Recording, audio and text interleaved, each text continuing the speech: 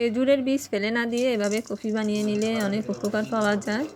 প্রথমে বিচিগুলোকে ভালোভাবে পরিষ্কার করে ধুয়ে নিয়েছি, তার জন্য ভেজা ভেজা কালো লাগছিল।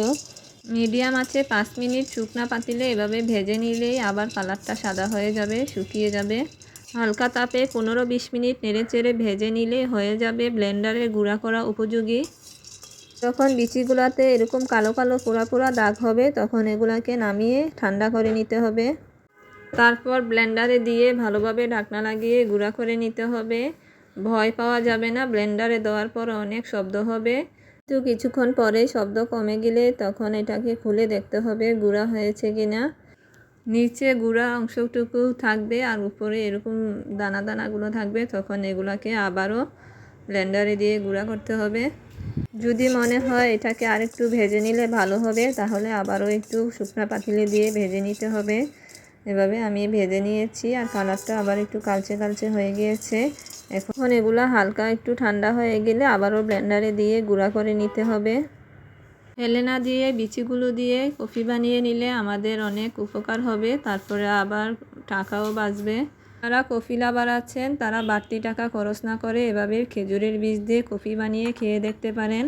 তাছাড়া এই খেজুরের বীজের কফিতে অনেক ঔষধি গুণাগুণ রয়েছে যা আমাদের শরীরের জন্য অনেক উপকার। এই বীচিতে রয়েছে খনিজ, শর্করা, ফাইবার কোষ্ঠকাঠিন্য দূর করতে সাহায্য করে।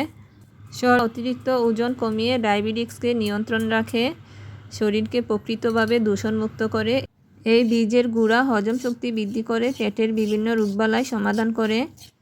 যাদের হাই ব্লাড প্রেশার ও কিডনির সমস্যা আছে তাদের জন্য অনেক উপকারী হবে এই বীজের কফি। এবার দেখা যাক কিভাবে আমি এই গুঁড়া দিয়ে কফি বানিয়ে নিলাম। আমি একটা পাতিলে 4 থেকে 5 কাপ পরিমাণ পানি নিয়েছি। হালকা গরম হওয়ার পর আমি এখানে 4 চামচ কফির গুঁড়া দিয়ে দিলাম। আর গুঁড়াগুলা দেখতে কিছুটা কফির কালারের মতোই লাগছে। এখন এটাকে আমি ভালো করে ফুটিয়ে নিব। 5-6 মিনিট জাল করে নেওয়ার পর এই বীজের গুঁড়াগুলা থেকে চা পাতার মতো কালচে কালচে কালার বের হবে।